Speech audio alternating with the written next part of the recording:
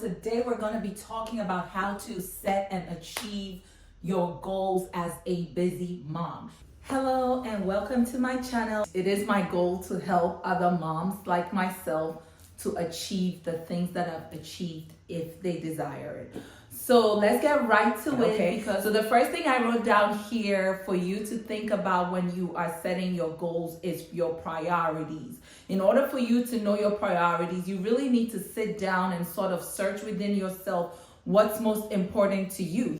After that, you want to break down your goals into manageable sizes, okay? So, for example, if your goal is to start a transportation business, for example, because I was just speaking to a client earlier today who wants to start a transportation business. You have to start by breaking down the steps to it. And for her, one of her steps, for example, is to learn about the transportation business. So she has to take some time and do some research to learn about it. Another step is to register the business, The next thing I have here is to be realistic. I struggled for a long time with my unrealistic goals, okay? If you know for a fact that you have 10 kids, and so the reality is that you only have an hour to yourself in a day, sis, don't set the goal of calling 100 people today, because it will be impossible to call 100 people and have a conversation with them on the phone when there are 10 kids waiting on you. Don't get me wrong, when it comes to being realistic, there's a thin line between having a great imagination, which I recommend, dreaming big, which I recommend, but you really have to work towards finding that thin line and not being unrealistic. If you want to learn more about finding the thin line and being realistic and just learning more about some of the things I'm talking about today, make sure that you are subscribed, because I have lots and lots of content like this. The next thing I recommend in setting your goals is to plan and schedule, okay? Kudos to you for even deciding to set goals.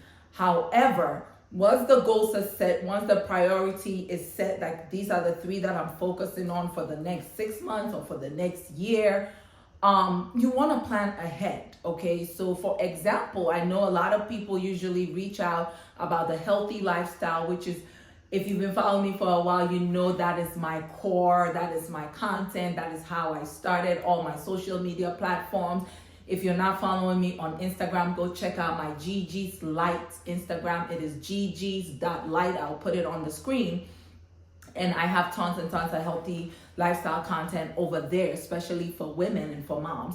But as I was saying, if your goal is to live a healthy lifestyle, part of planning is going grocery shopping ahead of time, so you have the healthy food that you want to eat in your fridge or in your pantry. Part of planning is chopping up your veggies or your fruit, or even just buying it chopped already. But all that is planning ahead for your meals, so that you don't end up in a drive-through, right? So same with whatever goals you are setting, whether it's healthy lifestyle or just self-development, or even just doing better in your area of work. Always plan ahead and schedule things. Use your phone. If you have an iPhone, your iPhone is a tool to success. Schedule things into your calendar and just know ahead of time, this is what I'm going to do. Another thing that has helped me in terms of planning is trying to wake up early, right? Whenever I am successful in waking up early, it was difficult at some point. So if you're a mom, don't feel pressured to wake up early if it's not your season to. I am not the kind of woman to come here and tell you that I've been waking up early every single day for the past. No, like when I'm breastfeeding, it's a whole different ballgame, because I was up at 2 a.m. I was probably up at 3, 4, 5 a.m. So I'm not going to be up at 5:30 trying to get a workout. No, I'm not doing that to myself, okay? Now, the trick that really changed things for me is knowing what I'm going to do when I wake up, having a plan. Like when I wake up tomorrow morning, I want to read for 30 minutes, or I want to pray first then read, or I want to work out. I have to know what I'm doing. Otherwise, I end up not doing much. The next thing you want to think about is getting help. Getting help. And I know a lot of women struggle with this because I have received many judgmental comments and eye rolls when I say that I hired a nanny or a cleaner or something like that. It's not because I have an abundance and by the grace of God, I'm at a point where I can shed out that extra money. And I get it if some of us are not there yet. But ask for help from whoever you can think of. It could be a little cousin, it could be a church member, someone that has some free time. You would be surprised. Some people in their emptiness stage, some people who have retired will be willing to help you. You just haven't asked. It may be just 3 hours a week that woman or that young lady comes to your house to help you, but it will be 3 hours that will make a difference in your life. So ask for help, hire help, and get help whenever you come. It could be your mom, your mother-in-law, your sister-in-law, whoever that you have in your corner that is willing to help you. I have my mom also as support, even when I have nannies. Trust me, with 3 kids and a busy schedule, I need both. Okay, so I know people that have 2 nannies. I've been there. There are people who have had to. I have a friend I was just talking to who travels a lot for work, and she hired a driver.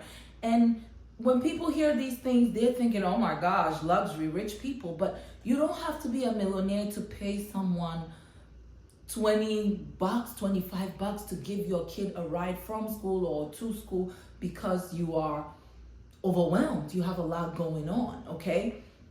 Another thing you want to do, which is my last point that I wrote here, is to be flexible.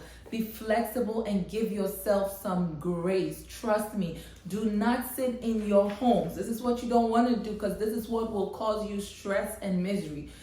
Do not sit in your home and compare yourselves to the people that you're looking at online. Don't compare yourself. Give yourself grace. Appreciate where you are, what you've accomplished so far. Celebrate your small wins and just keep going. Just keep going, okay? So if you're watching this video, I hope that it helps you.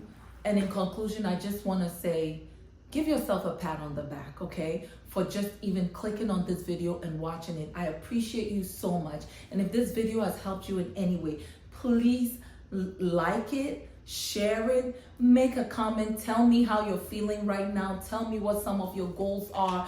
Just talk to me because I am looking for that connection with you. I am looking to grow my channel, and these things will really help my channel to grow. Thank you so much, and remember, you are doing great. Being a mom of even one is a lot of work. So if you have 2, if you have 3, if you have 4, if you have 10, you are all doing amazing. Just keep going. Give yourself grace. Remember the most important thing, loving on those babies, loving on yourself, enjoying life while still working on those goals one day at a time. Thank you so much. I'm Gigi, and keep shining your light to the world.